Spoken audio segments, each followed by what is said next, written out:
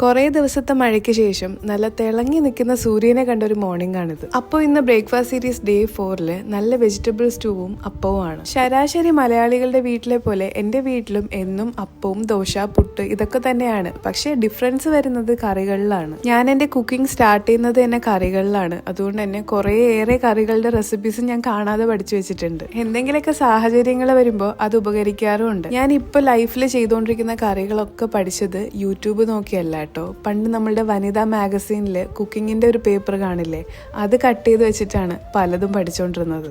യൂട്യൂബിനൊക്കെ മുന്നേ വന്ന ട്രെൻഡ് സെറ്ററാണ് വനിതാ മാഗസീൻ. എൻ്റെ സ്കിൻ കെയർ ഉൾപ്പെടെയുള്ള കാര്യങ്ങൾ ഞാൻ പഠിച്ചത് വനിതാ മാഗസീനിൽ നിന്നാണ്. അനാവശ്യ കാര്യങ്ങൾ സംസാരിച്ച് കുറച്ച് സമയം കളഞ്ഞു. ഇനി നമുക്ക് വെജിറ്റബിൾ സ്റ്റൂവിലോട്ട് തിരിച്ചു വരാം. ഒരു പാൻ എടുത്ത് കുറച്ച് വെളിച്ചെണ്ണ ഒഴിച്ച് ഹോൾ സ്പൈസസ് ഇട്ട് ഇഞ്ചി വെളുത്തുള്ളി പച്ചമുളക് പേസ്റ്റ് ഇട്ട് സവോള ഇട്ട് കറിവേപ്പില ഇട്ട് വഴറ്റുക. എന്നിട്ട് നമുക്ക് ഇഷ്ടമുള്ള വെജിറ്റബിൾസ് ഇടാം. ഞാനിവിടെ ഉരുളൻകിഴങ്ങ്, ക്യാരറ്റ്, ബീൻസ് ഇത്ര ഇട്ടിട്ടുള്ളൂ. എന്നിട്ട് ഇത് തേങ്ങാപ്പാലിന്റെ 2ാം പാലിലാണ് നമ്മളിത് കുക്ക് ചെയ്തെടുക്കുന്നത്. ഇത് വെള്ളത്തിലും കുക്ക് ചെയ്തെടുക്കാറുണ്ട്, പക്ഷെ ഞാനിവിടെ 2ാം പാലിലാണ് എപ്പോഴും ചെയ്യാറ്. നമ്മളുടെ വെജിറ്റബിൾസ് ഒക്കെ ഒന്ന് കുക്കാവുന്ന സമയം കൊണ്ട് നമുക്ക് അപ്പത്തിന്റെ ബാറ്റർ ഒന്ന് റെഡിയാക്കി എടുക്കാം. ദോശമാവ് ചെയ്യാൻ ഞാൻ ഭയങ്കര എക്സ്പേർട്ടാണ്, പക്ഷേ ഈ അപ്പത്തിന്റെ മാവ് ഒരു രക്ഷയില്ല കേട്ടോ. ഞാൻ എത്ര ചെയ്താലും ശരിയാവാത്തൊരു സംഭവമാണ് അപ്പത്തിന്റെ മാവ്. അതുകൊണ്ട് അപ്പത്തിന്റെ മാവ് എൻ്റെ വീട്ടിൽ ഡെലിവറി ചെയ്യുന്ന ഏജന്റ് എൻ്റെ ഉമ്മയാണ്. അങ്ങനെ വെജിറ്റബിൾസ് ഒക്കെ ഒന്ന് ബോയിൽ ആവുന്ന ടൈം കൊണ്ട് നമുക്ക് അപ്പം ഒന്ന് ചുട്ടെടുക്കാം.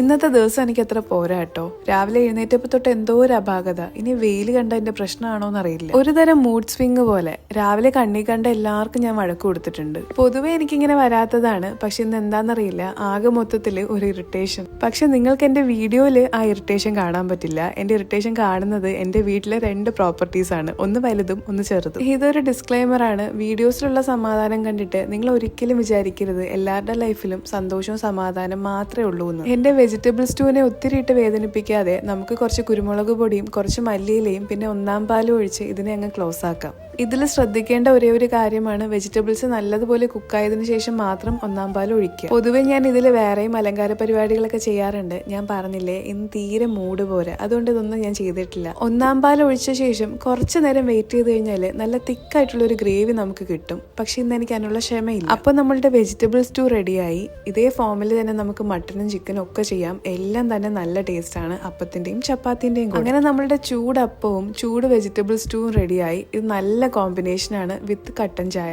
അങ്ങനെ ബ്രേക്ക്ഫാസ്റ്റ് സീരീസിന്റെ 4ാമത്തെ ദിവസം കംപ്ലീറ്റ് ചെയ്തു.